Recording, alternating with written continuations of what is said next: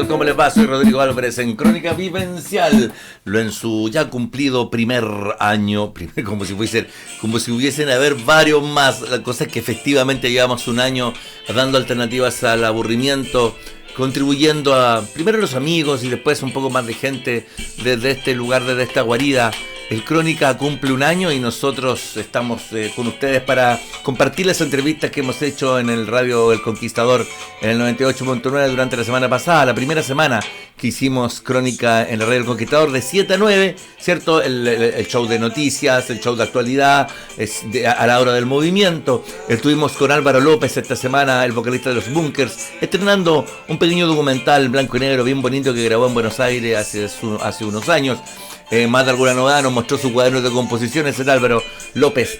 Y también estuvo Fernando Esaurrieta, físico, científico de la Universidad de Concepción, a propósito del aniversario de Julio Verne. Así que mezclamos a Julio Verne, el gran escritor, el gran pitonizo, podríamos decir, de la ciencia ficción. Lo juntamos con Fernando Esaurrieta para hablar de la ciencia, del futuro, de los agujeros negros, que es el libro y que es su especialidad, el libro que acaba de estrenar.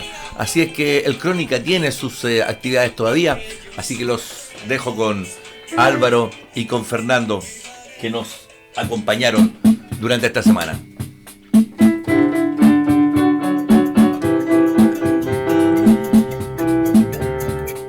Dices que estás tan sola, que no he hecho nada por ti. A mí me gusta esta letra, Álvaro, porque es como, primero de que es guitarreada, como toda canción que parte con una guitarra de palo, ¿no, Álvaro? Álvaro López con nosotros en Crónica Vivencial, el privilegio de tenerte con nosotros conversando. ¿Cómo estás, Alberito? Muy buenas tardes, noches, país deportivo, ¿cómo estamos? Acá transmitiendo directamente desde Talcahuano, Villa Ensenada, de Navisur. Donde había un puente que ahora ya no está. Tú habrás llegado que el puente Perales lo perdimos. Justamente, el mítico puente Perales, por culpa, un pastelazo. Como siempre. Esencialmente un pastelazo. Un pastelazo, para que vamos a entrar en detalle. Álvaro de Chile. Álvaro compositor, yo decía en los titulares, el artista, el músico, el amigo, el cantante, que te pegaste ahora un documental en Buenos Aires, el internacional, vamos a decir ahora Álvaro Internacional. Claro. Sí. Y te pegaste un documental que grabaste hace algunos años. Yo quiero esta música para Álvaro López, por favor, pongámosle el volumen. Ahí está. Sí. ¿Quién más ha tenido 1 millón de amigos que Roberto Carlos? Nadie. ¿Cómo estás, Álvaro? ¿Cómo te ha ido? Cuéntanos, ¿qué estás haciendo acá en la región, en Concepción, en tu ciudad natal? No, básicamente he estado recorriendo, visitando mi casa antigua, mi casa de siempre, digamos. Claro, y la vemos, sí. Justamente. Y aprovechando de trabajar, ya que estoy medio instalado en el campo, en Quillón, durante la pandemia. Hay cosas que a veces la señal de internet no pesca allá. Va y viene. Sí, claro. El viento no se hace lo que quiere con la señal. Entonces tengo que venir acá, qué sé yo, tenía un par de entrevistas y justamente sale la oportunidad de hablar contigo, mi querido Rodrigo. Así que, super. Grabaste un documental, el documental es de hace años, está en YouTube, dura poco más de 30 minutos, lo pueden ver, lo pueden pinchar, lo pueden suscribir. ¿Cuál es la historia del documental? Me gusta el blanco y negro, tiene su onda eso, ¿sí? Sí, claro, es un documental, no sé si es un documental, pero es un documento. Es un documento. Un documento de 30 minutos y que muestra una junta de 3 chilenos y muestra un momento en realidad súper que se dio todo súper espontáneamente.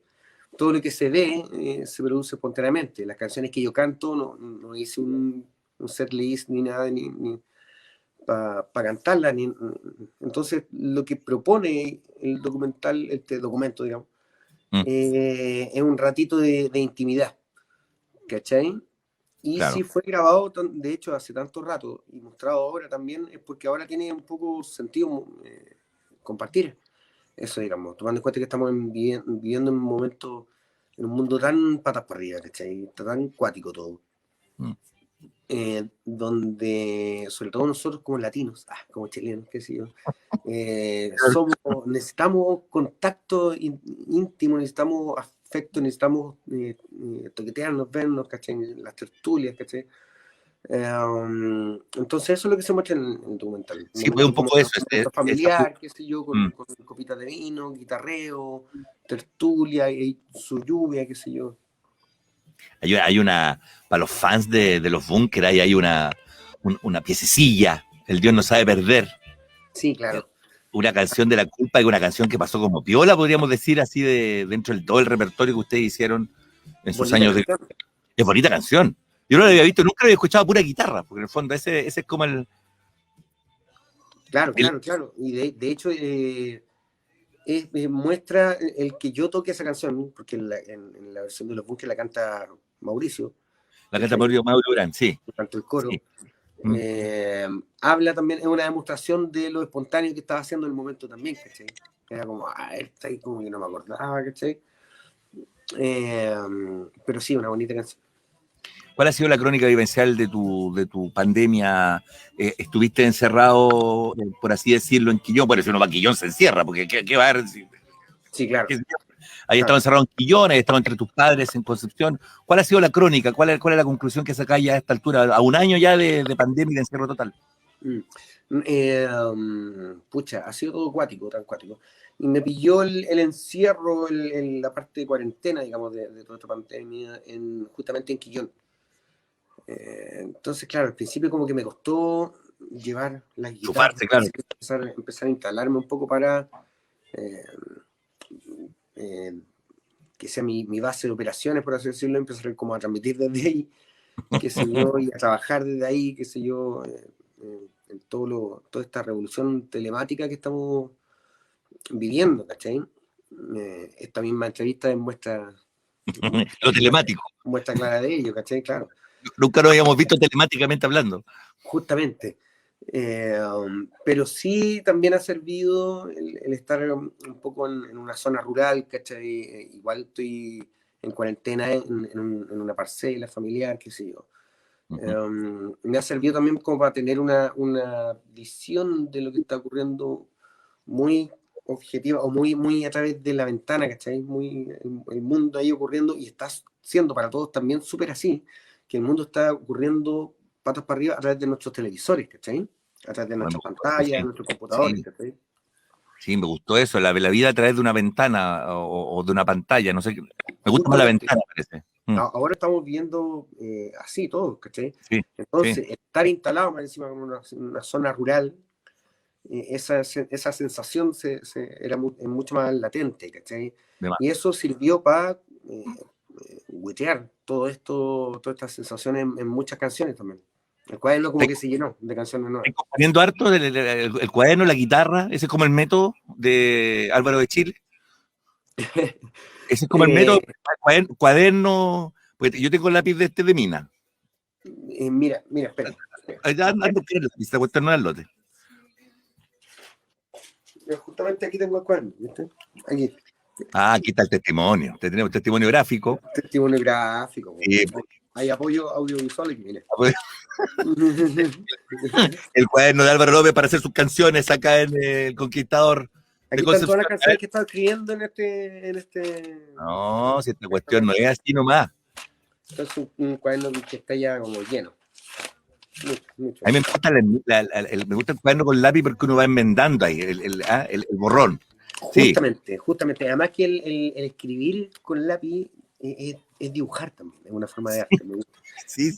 Uno como que me gusta cómo se va marcando la tinta en el blancor del papel. Y los sentimientos van cambiando más o menos seguido, entonces. Justamente, borrón y al lado anotación. Y bueno que uno va con una flechita, la flechita que... Claro. Un numerito ahí abajo del cuaderno, nota del editor, uno. ¿Cachai? Gracias por estar con nosotros, Álvaro. Cuéntanos para terminar tus planes. ¿Qué viene? Bueno, se puede hacer plan súper difícil, súper complicado, pero sí. Alternativo.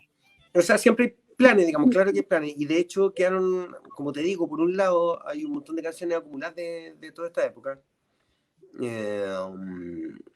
Como para ser mostrada al mundo. Y antes de esta pandemia incluso ya había un par de canciones grabadas de estudio. Y que por cosas de cuarentena, pandemia, ha sido súper difícil meternos en una sala como a mezclarlas, ¿cachai? Pero ya están grabadas, ¿cachai? Con el Chalo González. Entonces, cosa de ponerle la cintita y sacarle. ¿Eso Debiera es salir López? algo. ¿Eso es López o Álvaro López? No, ¡Oh! no, eso es López. López. Ya. López no estaba cerrado, o sea, sacamos un disco que se llama López Volumen 1. Sería muy cagado en nuestra parte no sacar un volumen 2, digamos. Sí, el volumen 1 y el volumen 2. Lo que pasa es que en nuestro tiempo, cuando uno compraba un cassette, pasaban como 10 años entre el volumen 1 y el volumen 2. Claro, tampoco la idea es que este sea nuestro Chinese Democracy, así como Guns N' Roses, como 20 años con un disco horrible. Y quedó ahí, sí. Claro, tampoco eso. Hay súper bonitas canciones guardadas y, como te digo, están como, algunas ya están pasadas por estudio y listas para ser mostradas. Entonces, y como bien dices tú, es difícil hablar de tiempos más que, porque están todos esos planes ahí. Ahí nos carrileamos nomás. Pero hablar de plazos, de tiempo, ponerle plazo un poco y ponerle fecha a las cosas es un poco más complicado. Pero espero que más temprano que tarde están lanzando música nueva. Álvaro de Chile, Álvaro López, gracias por conversar con nosotros desde el sector donde antes había un puente, el puente Perales, que ya no está, pero está muy cerca. Saludos a los padres, saludos a todo el mundo. Los transportes, ayúdanos. Sí, claro, los cariños de siempre, Álvaro, Alvarito. Un abrazo grande. Muchachos, muchas gracias, Rodrigo, estés bien. Esperamos a Fernando Isaurieta, que va a conversar con nosotros, un científico. Fernando acaba de lanzar, trabaja en el Departamento de Física de la Universidad de Concepción, acaba de físico y teórico, una cosa muy difícil de conjugar, y que Fernando lo ha logrado juntar con mucho talento, porque él es un estudioso de la teoría general de la relatividad de Einstein, y acaba de publicar un libro que está en Amazon, entre paréntesis, un libro que se llama Agujeros Negros, el primer libro del científico Fernando Isaurieta, en un viaje hacia los agujeros negros, feroces monstruos, dice, del espacio.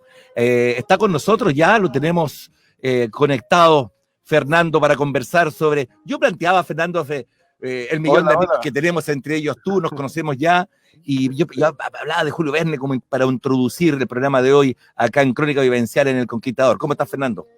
Muy bien, ¿qué tal? ¿Cómo estás? Vamos, a ver, vamos al micrófono. ¿Aló? ¿Me puedes escuchar? ¿Me puedes escuchar? Ahí sí. ¿Sí? Ok, fantástico. ¿Sí? Ok. ¿Cómo estás? Un gusto, bienvenido. ¿Qué tal? Un gusto. Pues aquí muy bien, muy contento. Justamente te estaba escuchando hablar sobre Julio Verne.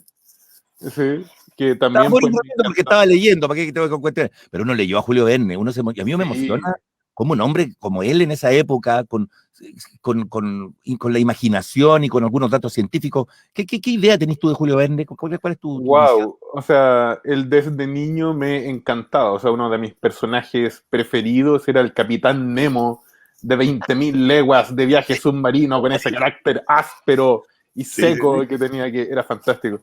Claro, pero por ejemplo, yo te conté pues el otro día que justamente salió con 130 y tantos años de retraso un libro de Julio Verne que es súper interesante, que es el de París en el siglo XX, este que está acá. Atención, y resulta que se publicó recién en 1994.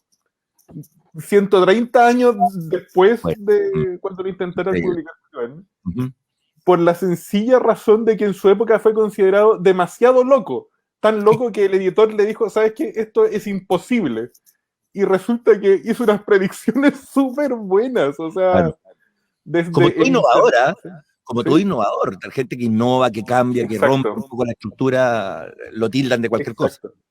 Exacto, claro. Y percibió un montón de problemas que íbamos a tener en nuestra época, justamente desde el internet hasta problemas climáticos, también problemas sociales muy profundos, como esta dualidad que tenemos de una civilización que es tecnológicamente muy avanzada, pero que culturalmente se queda muy atrás. Entonces, claro, es un libro muy encantador que te pedís un montón de cosas, desde los automóviles y las carreteras hasta el internet. Es una cuestión fantástica, era todo un visionario. Sí. Es muy buena esta diferencia que haces entre la modernización de la técnica y la ciencia y la modernidad, que es una cosa más bien cultural, y que generalmente, como dices tú, siempre va más atrás. ¿Cómo hace el científico hoy día? ¿Cómo haces tú acabáis de publicar un libro, tu libro está en Amazon, está en Busca Libre, un libro que habla de los agujeros negros, ahí nos introducimos, pero ¿cómo lo haces tú? ¿Cuál es la visión que tienes tú de la ciencia o cómo la ciencia está siendo importante hoy día? Ni hablar de la pandemia y todo lo que tiene que ver con la medicina. Claro, o sea, sí, o sea, lo que yo veo es que la ciencia es súper importante, es el pilar que sostiene a nuestra civilización. O sea, hay que pensar, de hecho, o sea, hay algo que es súper interesante. Hay veces que las personas piensan, no es que estaríamos mejor sin ciencia y claro, viviendo como los tatarabuelos, quizás seríamos más felices. sí. Es que eso no es cierto. Sin ciencia ni siquiera seríamos capaces de producir el alimento que comemos, ni las medicinas. O sea, el retroceder un mundo sin ciencia significaría algo así como matar al 90% de la población humana. Se tiende a pensar que la ciencia de alguna manera está alojada alrededor de la alienación, de estar pegado en un computador, estar pegado en la tele, como que se cree que eso no tiene nada que ver. La ciencia es, como bien dices tú, un soporte médico, nos permite la vida, digamos. Justamente, o sea, es culturalmente enriquecedora y nos mantiene vivos. Es que eso es súper importante. O sea, la ciencia es el método para explorar el universo sin engañarte a ti mismo y nos ha permitido los descubrimientos más alucinantes y también crear las tecnologías más alucinantes y mantener una población humana enorme. ¿Sí?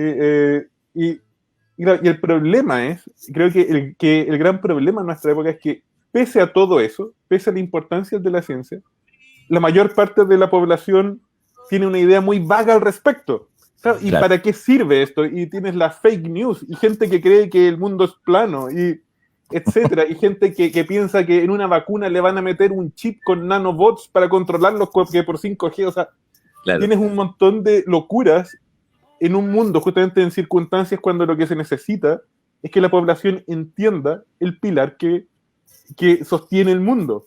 Entonces, claro, es una receta, es un mundo muy frágil también, es un mundo en donde tenemos una capacidad muy grande, pero en donde la gente no lo comprende. Entonces eso que nos crea una situación incómoda, en cierta forma. Hay un buen trabajo. Deberíamos cambiar. Tú tienes una capacidad de comunicación, de hecho, escribir un libro es una de las formas, pero también hablas con mucha claridad y bajas la información científica pura al hombre de a pie, al ras de piso, al de la crónica vivencial que nosotros vivimos. Y eso es súper relevante, porque hay una traducción que hay que hacer también para que la gente comprenda qué significa un agujero negro y de qué manera, por ejemplo, esto se puede utilizar o va a proyectar el mundo, la vida de los seres humanos en el futuro. ¿Cómo mezclamos esos elementos, crees tú? Wow, justamente creo que eso es una de las cosas súper importantes que hay que hacer. O sea, creo que a veces eso es culpa de los científicos mismos. O sea, un poco un mea culpa. A veces uno está tan volado, que uno es tan entusiasta que con lo que estudias, que claro, hablas en jerigoncio. Entonces, claro, tienes que el detenerte un momento y el decir, no, o sea, tengo que comunicarle esto a todos, porque la ciencia es para toda la gente. Y claro, y ahí tú te das cuenta de las enormes posibilidades, por ejemplo, que cosas tan voladas como los agujeros negros nos representan para el futuro, pues por ejemplo, o sea, algo que nos preocupa a todos es el futuro de la especie humana.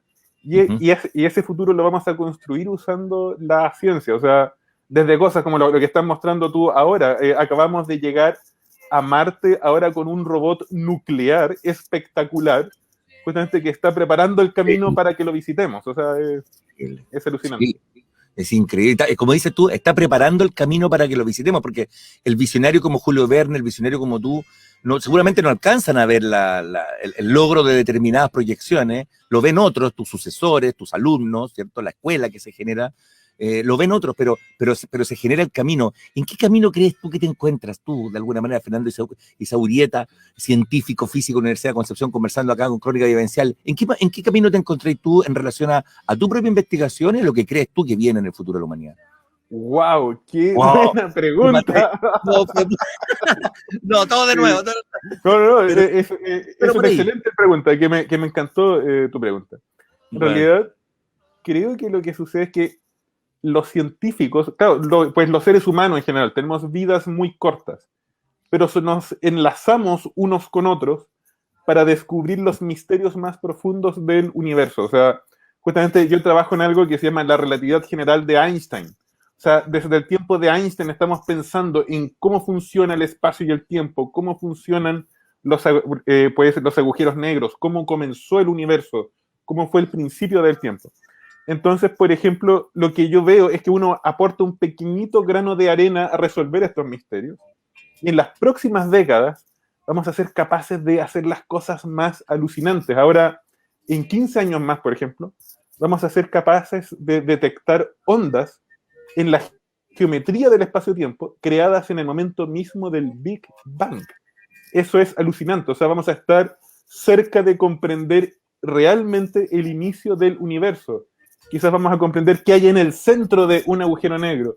O sea, somos parte de esta empresa de múltiples generaciones que se une en descubrir los misterios del universo. Es súper excitante, es realmente apasionante. Yo me siento el muy feliz, digamos.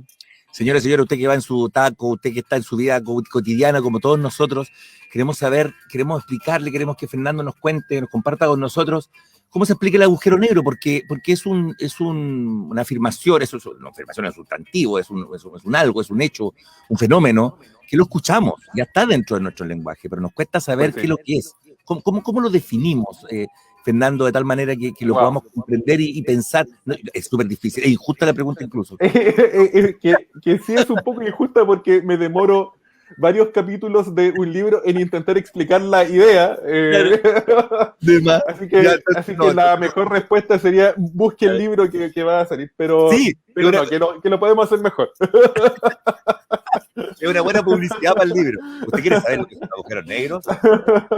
Pare su auto, deténgase. Sí, es difícil, Fernando, yo sé. Sí. Pero ¿qué te puedo decir? A ver, vamos a intentar hacerlo. Es una especie de agujero esférico en el universo. Nuestro universo llega hasta ahí. El espacio y el tiempo se han curvado en forma tal que cualquier cosa que entre en esta región ya no puede salir. De hecho, es tan extremo que el espacio y el tiempo intercambian sus roles. Y el futuro se vuelve hacia adentro. Tú no puedes parar de caer por la misma razón que no puedes parar de envejecer. Que es un lugar en donde te cambian las reglas del juego del universo. Es un revientacerebros, pero que se puede comprender, digamos. ¿Y la película Interestelar? Es fantástica, justamente. ¿Te gustó mucho a ti? ¿Te gustó? Me encantó esa película por varias razones. Y una de ellas, justamente, es que el productor de esa película es Kip Thorne, que es físico y que se ganó el premio Nobel justamente por descubrimiento relacionado con los agujeros negros. Entonces resulta que en esa película hicieron las mejores simulaciones computacionales que se hayan hecho nunca de cómo se vería un agujero negro si tú estuvieras ahí. O sea, si uno quiere saber, oye, ¿cómo se vería un agujero negro de verdad? Si yo me parara al lado, la respuesta es, vea Interstellar, así es como se vería. Son las mejores simulaciones computacionales que se hayan hecho nunca. Y siempre que nos dicen que estamos metidos en la sabiduría inútil de la cultura pop, y fíjate tú cómo la cultura pop sirve para interpretar o para de alguna manera explicarnos algo tan complejo y que de alguna manera es injusto preguntártela. Fernando, quiero agradecer tu conversación, tu sentido del humor y de poder y el esfuerzo que haces para explicarnos. Pero cuéntanos del libro, cuéntanos de tu libro que acabáis de estrenar, que se acaba de publicar, que se puede obtener, entiendo, en Amazon y en Busca Libre. Sí. ¿Buscalibre.cl o .com? .cl. .cl. Ya, entonces, cuéntanos un poco del libro Agujeros Negros. Es un libro que busca transmitir un poco mi pasión por aprender sobre estas cosas, pero lo más importante es que es muy accesible. O sea, siempre yo me he dado cuenta que las personas se sienten un poco intimidadas. ¿Cómo voy a comprender yo esto tan raro? Claro. Entonces, justamente que la preocupación fue hacer un libro que estuviera escrito en chileno, en donde uno explica qué es lo que es un agujero negro, qué sé yo, con chorrillanas, con pisco y con cochayuyo, ¿sí? O sea, es un libro sobre ciencia, pero que es muy chileno también, que está hecho para que todo el mundo lo pueda leer, que está hecho bajo esa idea principal, que la ciencia es para todos. Esa es la idea fundamental. Fernando Izagurrieta, físico de la Universidad de Concepción, conversando de su libro, conversando de Julio Verne y de las proyecciones del futuro y los agujeros negros. Un abrazo grande, Fernando. Quedas invitado, por favor, cuando tengáis algo que contarnos, nos llamáis, este es mi número, para que podamos seguir estas conversaciones. Tú sabes que los tiempos son limitados, pero muchas gracias por estar con nosotros. Muchas gracias a ustedes. Es un gusto siempre estar ahí conversando contigo. Encantado, Fernando. Esto es Crónica Vivencial, el encierro total. Gracias, Fernando.